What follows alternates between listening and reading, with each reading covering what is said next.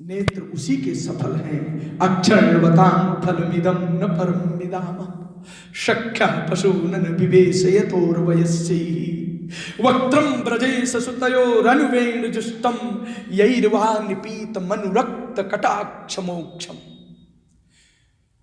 हास्य कृपा से, परिपूर्ण कृपा से युक्त भगवान के कृपा कटाक्ष मोक्ष, वक्त्रानन का मुखार बिंद का, मुखमंडल का, आभा प्रभा का, दिव्य देश का जो दर्शन नहीं करता है वो नितांत अभागा है। गोपिकाएं भी यही कर रही हैं।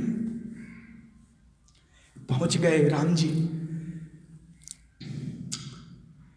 माता के चरणों में प्रणाम किया, पिता के चरणों में प्रणाम किया। राजा दशरथ जी राम को नहीं देख पाए, बात क्या करते, बोल नहीं पाए, कुछ सुन नहीं पाए। माता से पूछ रहे कैकेयी से, हे माता मेरे पिता के दुख का कारण तो बताओ। सुपितुश्चरणौ पूर्वमभिवाद्य विनीतवत ततो वंदे चरणौ कैकेय्याः सुसुमाहितः रामेति त्वातु वचनं वाष्पपर्याकुले क्षणः शशाकन प्रतिर्दीनो नेक्षितुं नाभिभाषितुं। राम की वो आवाज को सुनकर के नेत्रों को तो खोला, राघव का दर्शन किया, लेकिन कुछ बोलना चाहे तब तक महाराज फिर अचेत हो गए। कितनी वियोग, कितना वियोग है। मोहि कहु मात तात दुख कारण करिय जतन जेहि होई निवारण। पिता के दुख का कारण तो बताओ। रावु धीर गुण उदधि अगाधु, क्या बात है। रावु धीर गुण उदधि अगाधु भामोहिते कछु बड़ अपराधु। मेरे से कुछ अवश्य बड़ा ही अपराध हो गया है, जो आज पिता मेरे से नाराज हैं, कुछ बोल नहीं पा रहे। कैकेयी कह रही है कि तुम अपराध जोग नहीं ताता, तुम अपराध के योग्य नहीं हो पुत्र। तुम अपराध जोग नहीं ताता, क्यों? जननी जनक बंधु सुख दाता। जननी जनक बंधु सुख दाता। तो दुख क्या है? दुख क्या है? एतदा क्षव में देवी तत्वेन परिपृच्छतः किम निमित्तम पूर्वोयम विकारो मनुजाधिपे। कैकेयी ने कहा अगर तुम प्रतिज्ञा करो तो मैं बताऊं। तुम प्रतिज्ञा करो कि जो मैं कहूंगी वो तुम कार्य करोगे। ये वाणी राम को बहुत अच्छी नहीं लगी। कहा मां मैं आपकी गोद में 27 साल रहा, अब तक तुमने राम को नहीं समझा। रामो द्विर्ना विभासते। राम तो कभी दो बात करता ही नहीं है। हे मां 27 साल तक मैं आपकी गोद में रहा, पला बढ़ा, प्यार पाया, शिक्षा पाई, आपका प्रेम पाया, अब तक तुमने राम को नहीं जाना। अहो धिन्नारहसि देवी वक्तुम मामीदृशं वचः हम्हि वचनात् राज्ञा पतेमपि पावके। मुझे धिक्कार है, मुझ राम को धिक्कार है कि मेरे कारण कोई पिता को कष्ट हो, पिता का आदेश हो, मैं जलती हुई अग्नि में कूद जाऊंगा, तक्षण हालाहल विष का पान कर लूंगा, भक्षेयम विषम तीक्ष्णम, और मैं राज्य को, सीता को, लक्ष्मण को, आपको, मैं पिता के लिए सब कुछ छोड़ सकता हूं। करिष्ये प्रतिजाने च रामो धुरिना विभाषते। भगवान राम ने बहुत सुंदर वाणी कही। अब ये बात तो सुन लिया, बात सुन लिया, पुनः स्पष्ट कर दिया, अहम ही सीताम राज्यंच और प्राणानिष्टान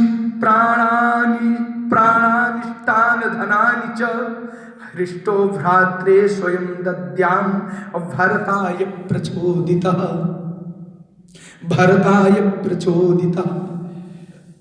माता कैकेयी ने कहा, आप इनके दुख का कारण तो केवल आप हो, अपने मुख से नहीं कह पा रहे हैं।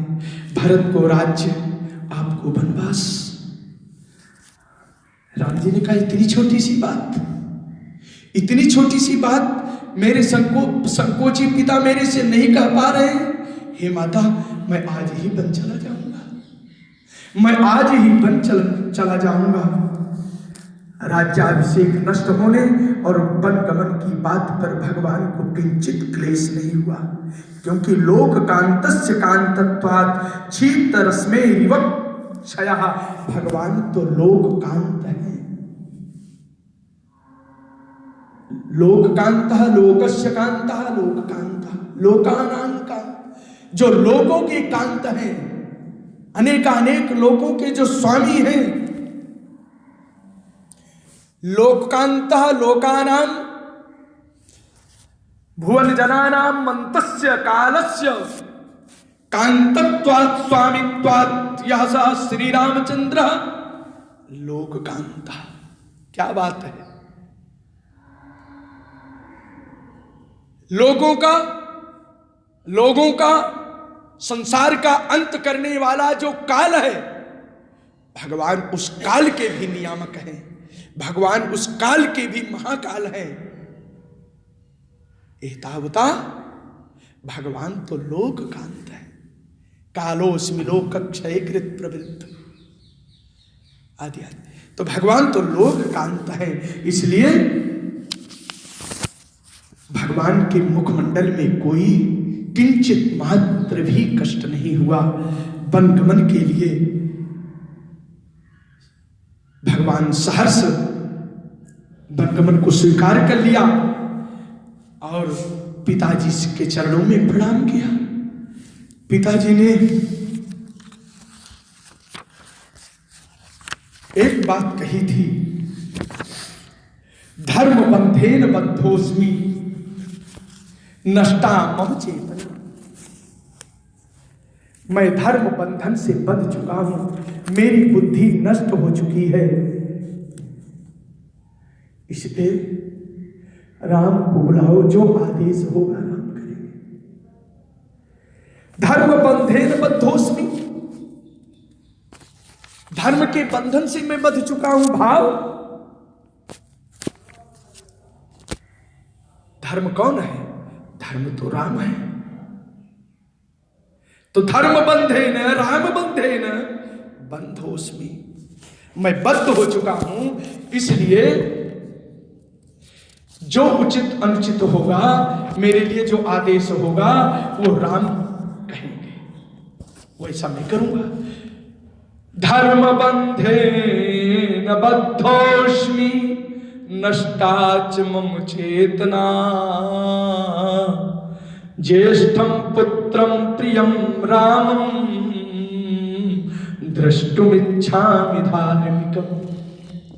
सुमंत्र जी से यही कहा था कि मैं ज्येष्ठ पुत्र राम का दर्शन करना चाहता हूं। देखो, धर्म प्रकट कहां हुआ? धर्म सदाचरण से उत्पन्न हुआ। उस धर्म की रक्षा कौन करते हैं? भगवान राम करते हैं। आचार प्रभो धर्मो धर्मस्य प्रभुरच्युता, विष्णु पुराण, विष्णु सहस्रनाम। और वो राम कौन है? राम विग्रहवान धर्म, विग्रह धर्म। इसलिए धर्म बंधेन राम प्रेम बंधनेन अहम बद्धोस्मि। मह्यम किम उचितम किम कर्तव्यम, मेरे लिए क्या कर्तव्य है, मुझको इस समय क्या करना चाहिए, उसका निर्णय मेरा पुत्र स्वयं ले लेगा। किम बहुना धर्म बंधेन पाशबद्धेन बद्धोस्मि इत्यनेन राम विवासनम मनाम अनुज्ञातम। धर्म बंधन से मैं बंध चुका हूं, इसलिए मेरी बुद्धि मेरी चेतना नष्ट हो रही है। यह कह करके महाराज दशरथ ने मन ही मन राम वनवास को स्वीकार कर लिया। इस शब्द से एक भाव मैं आपके चरणों में समर्पण कर रहा हूं कि धर्म बंधेन स्वकुलोचित सत्य प्रतिज्ञत्व धर्म रूप बंधनेन बद्धा संजतोस्मि अतएव मम चेतना नष्टा संजाता। रकुल रीति सदा चली आई, प्राण जाए वर वचन न जाई। मैं अपने कुल की मर्यादा रूप सत्य पालन रूप मर्यादा में मैं बंध चुका हूं, संयमित हो चुका हूं। इसलिए मेरी बुद्धि नष्टा, कर्तव्य निश्चय रहिता। अतः धार्मिकम रामम विग्रहवान धर्म श्री राम सएवो राम धार्मिकम तद्धार्मिकम रामम भरताग्रजम लक्ष्मणाग्रजम श्री रामम अहम द्रष्टुम इच्छामि। मैं ऐसे राम जी का दर्शन करना चाहता, ये बात कही थी। आज राम ने उस बात को स्वीकार कर लिया। मैं आज ही अभी चला जाऊंगा। राम जी बस समाप्त करने वाले हैं। राम जी यहां से निकले, अपनी मैया कौशल्या के महल में चले गए। जब मैया के महल में गए तो मैया पूजन पर बैठी थी, थाल सजा करके आरती रखी हुई थी और एक थाल में भोजन सजा करके रखी हुई थी। राम जी आए, बेटा तुम कल के भूखे हो, कुछ फलहार ले लो, कुछ लघुआहार ले लो। पता नहीं कितनी भीड़ हो, कब तुम्हें समय मिले मेरे लाल तुम कुछ खा लो, जलपान कर लो, ये वस्त्र है, स्नान कर लो, ये भोजन ले लो। एक और मां का प्रेम भरा निमंत्रण, वात्सल्य का निमंत्रण, परोसी हुई थाली। दूसरी ओर पिता का वनवास, माता का आदेश। अब तो भगवान यहां पानी भी नहीं पी सकते, अन्न ग्रहण की तो बात ही दूर है। एक मां का प्रेम से परोसा हुआ व्यंजन और एक मां का 14 साल के लिए वनवास की प्रेरणा। भगवान राम ने मां के चरणों में प्रणाम किया, राम के चरणों में प्रणाम किया।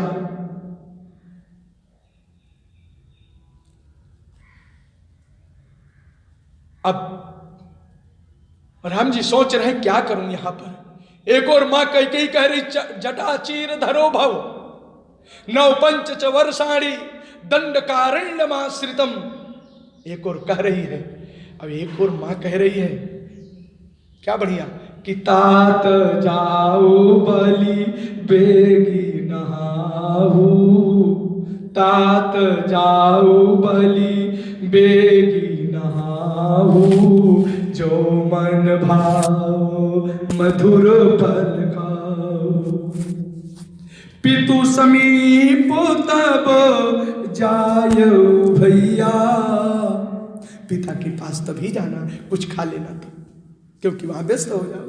पितु समीप तब जायऊ भैया, भई बड़ी बार जाई बलि मैया, भई बड़ी बार जाई बलि मैया। मातु बचन सुनी अति अनुकूला, ओ अति अनुकूला, जनु स्नेह सुर तरु के फूला। मानो कल्प वृक्ष का सुंदर फूल के समान आनंद देने वाला है। हाँ मुख मकरंद भरे श्री मूला, निरखि राम मन भवरुन फूला। भोला, कितना सुंदर उपमा दे रहे हैं महाराज। एक और तो माँ का निमंत्रण है, बेटा जाओ स्नान करो और सुंदर भोजन लो, प्रसाद ले लो, कुछ फल फूल खा लो। एक और माँ कह रही है 14 साल के लिए चले जाओ, इसी वक्त, आज ही, इसी क्षण जाओ। भरताय महाराजो यौवराज्यं प्रयच्छति, मां पुनर्दंडकारिण्यं विभाषयति तापसम। हमको 14 साल के लिए जंगल जाना है। हे मां, अवध का राज्य छोटा है और मैं अवध का बड़ा हूं, इसलिए पिताजी ने निर्णय उचित लिया है, मुझको वनवास दिया है। वन का राज बहुत बड़ा है। भगवान ने बहुत बना करके कहा, मां को बहुत समझाने का प्रयास किया, बहुत चिकनी चुपड़ी बातें लगाई। धर्म धुरीना धर्म गति जानी, धर्म धुरीन धर्म गति जानी, कहेहु मातु सन अति मृदुवानी। कितनी चालाकी से राम ने बना करके कहा, लेकिन जो वनवास की बात सुनी, जैसे कदली के पेड़ को किसी ने तलवार से काट दिया हो, वैसे कदली खम्भ की तरह धड़ाम से पृथ्वी पर गिर पड़ी। वो भोजन की थाली, वो आरती की थाली बिखर गया, वहां गिर पड़ी। बेटा क्या कहा? पिता दीन मोय कानन राजू, जहां सब भांति मोर बड़ काजू। पिता ने वनवास दिया बेटा। हे राम,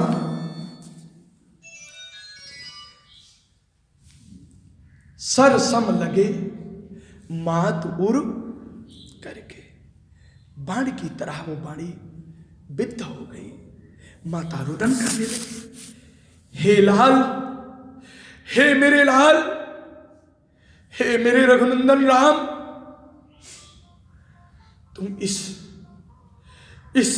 मनुष्य रूप में जन्म क्यों लिया? वैकुंठ सुख को, वैकुंठ वैभव को छोड़ करके तुम इस मानव का शरीर क्यों धारण किया? इस मृत्युलोक में क्यों आए? और यदि मृत्युलोक में तुझे आना अभीष्ट था, तो तुझने मुझको माता क्यों बनाया? तुम कैकेयी को माता बना लेते, तब तुम दशरथालय में आते, और मुझको माता बना करके तुम दशरथालय में आ गए। क्यों आए? मां को पूर्ण ज्ञान है। आज कह रही है कि वैकुंठ वैभव सुखम परिहाय वत्स, सतम दशरथालय मागतोषि। वैकुंठ सुख वैभव को छोड़ करके तुम इस दशरथ आलय में, दशरथ के आंगन में क्यों आए? और यदि आना ही दशरथ आलय में था, तो कैकेयी को छोड़ करके मुझ दुर्भागिनी को तुमने माता क्यों बनाया? वैकुंठ सुखम वैकुंठ वैभव सुखम परिहाय वत्स शतम दशरथालयमागतोषि अत्रापि केकय नरेन्द्रसुतां विहाय मां पापनीं कथमहो जननी मकार्षि अनुव्रजिष्यामि वनं त्वयैव गौः सुदुर्बला वत्समिवाभिकाङ्क्षया। महाराज लक्ष्मण कौशल्या के विलाप से लक्ष्मण रोने लगे। अब कहां तक बताऊं? माता को रोते हुए देख करके भगवान राम भी सिसकियां भरने लगे। मां के प्रेम सारा वातावरण करुणमय हो गया और आज माता और पुत्र का यह जो मिलन है प्रातः काल की वेला में बड़ी मधुर वेला है। ऐसे वैकुंठ वैभव सुख को छोड़ करके दशरथालय का वरण करने वाले रघुनंदन श्री रामचंद्र अपनी माता कौशल्या की गोद में विराजमान है। 14 साल के लिए बिछुड़ रहे हैं, इसलिए इस संवाद को हम यहीं पर माता कौशल्या और रघुनंदन के मिलन में कर्म संवाद में ही प्रेम में ही प्रेम भाव में ही विश्राम देते हैं। कल यहां से आगे की कथा का दास जैसे मति होगी आश्रय लेगा। बोले रघुनंदन रामचंद्र की जय।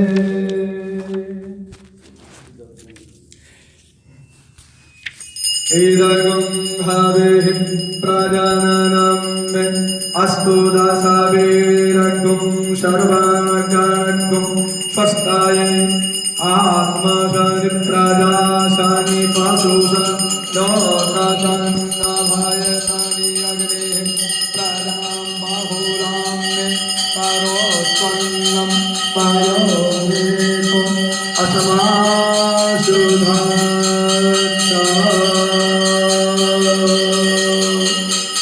बोले राजाधिराज रघुनंदन श्री रामचंद्र भगवान की जय। जय श्री सीताराम।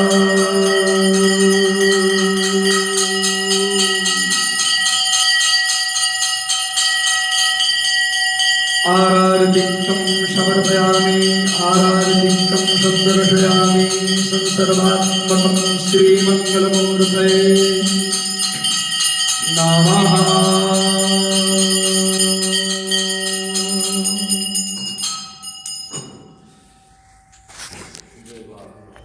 इदं हरि ओम जलेन शीतलीकरणं पुष्पैः देवाभिवन्दनं पश्चात् स्वात्माभिवन्द्य मन्त्रपुष्पाञ्जलिं जतनेन जतनमय जन्तदेवास्तानि धर्माणि प्रथमान्यासन्ना तेहनाकं महिमानः सचन्द्र जत्र पूर्वे साध्याः शन्ति देवाः। नानासुगन्धपुष्पाणि यथा कालोद्भवानि च पुष्पाञ्जलिं मया दत्तं गृहाण परमेश्वर मंत्रपुष्पाञ्जलिं समर्पयामि। बोले रामचंद्र भगवान की, श्री हनुमान जी महाराज की, श्रोता वक्ता की, अवध धाम की, अवध धामाधिपति की, तीर्थराज प्रयाग की जय। जय श्री सीताराम। सभी प्रसाद और आरती लें।